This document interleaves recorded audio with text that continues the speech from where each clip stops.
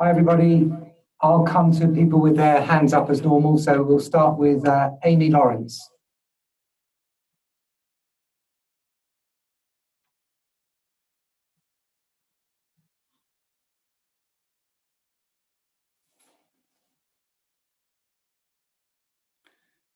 Amy Lawrence, please.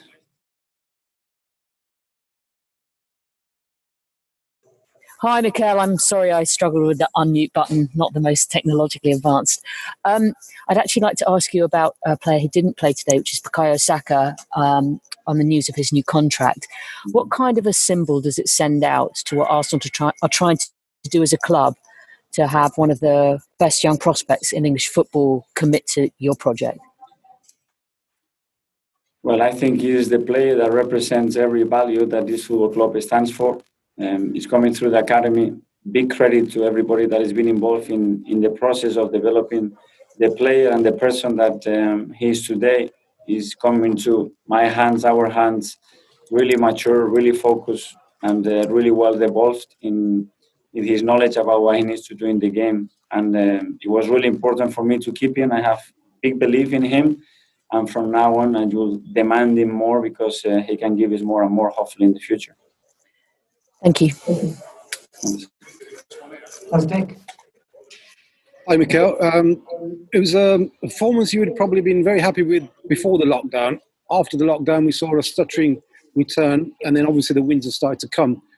Is this what you're looking to do in the Premier League? Obviously, us now, we can hear your instructions, multilingual instructions. Were your players responding as you wanted to? And is this philosophy we expect to see from you now on?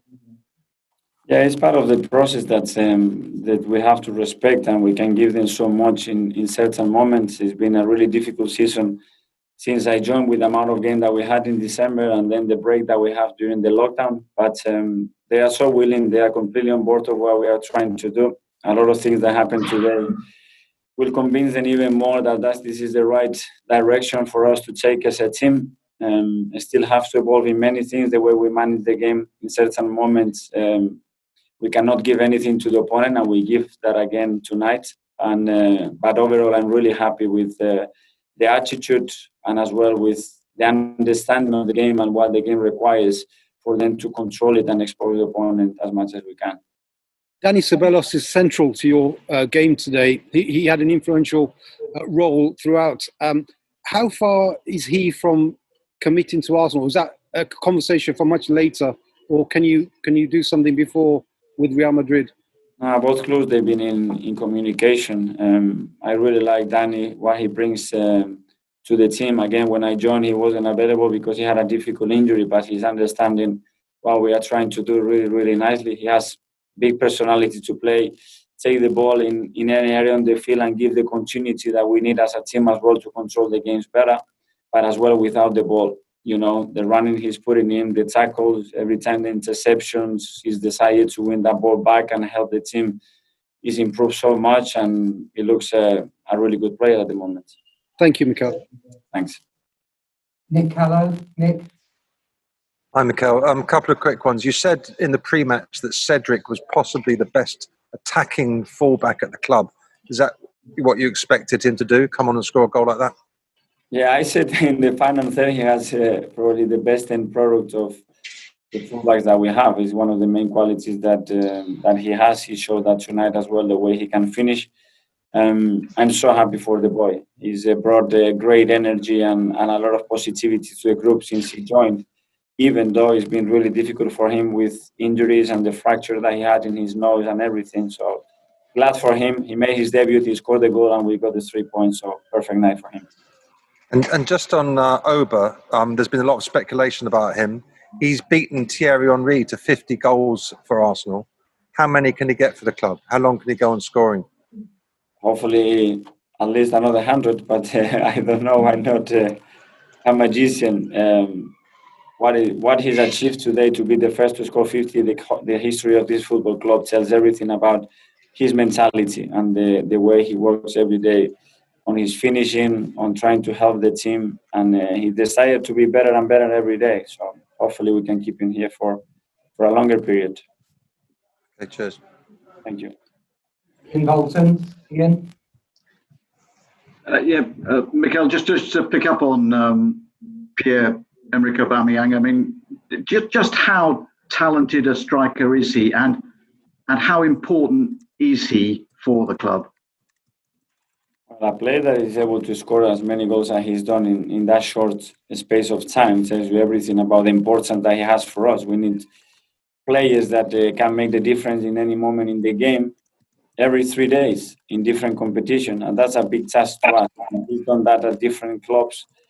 He's willing to stay with us. I think he's really happy where he is. He can see what we are trying to do, and hopefully he can evolve as well. Some part of his games that, in my opinion, he can improve, and we are pushing him every day towards that. And just on Granit Xhaka as well, if I may, who also scored. He finished with the captain's armband after the difficulties that he had earlier in the season. Do you feel that he's come full circle now? Absolutely. He's a player that his commitment goes behind anything normal. He lives every drop of blood in that football pitch every day, and he does the same in training.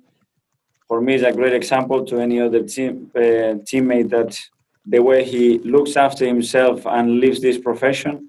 And I am really happy that we could convince him to stay, give him another opportunity, learn from the mistake that he made, and as well appreciate the player and the person that we have at the club and support them. That when someone has a difficult moment, we are right behind them, and between everybody, we can give him another chance. Thank you, Mikel. Thank you. Mark Mann-Bryans. Hi there, Mikel.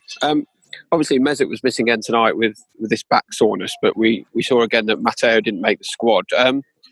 What could you just explain a bit about why he's not in the squad at the moment and what he has to do to get back in? It was the same reasons as last week.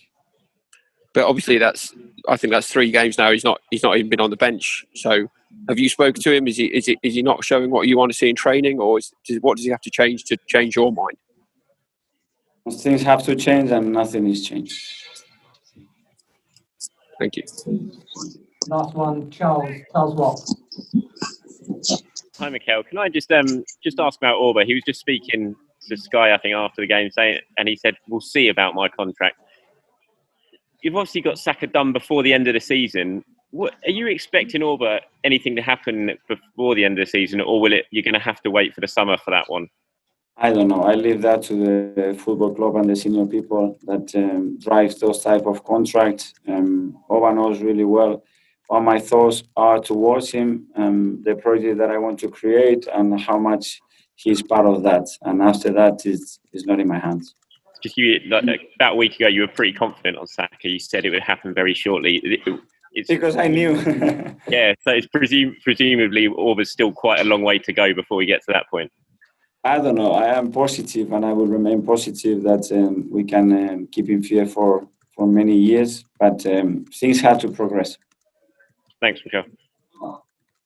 Thanks, everybody. Norwich will be in here very shortly, so we'll keep the line open, and we'll see some of you tomorrow night at our press conference. Thank you. See you. Thank you, guys. Bye. Cheers, Mikel.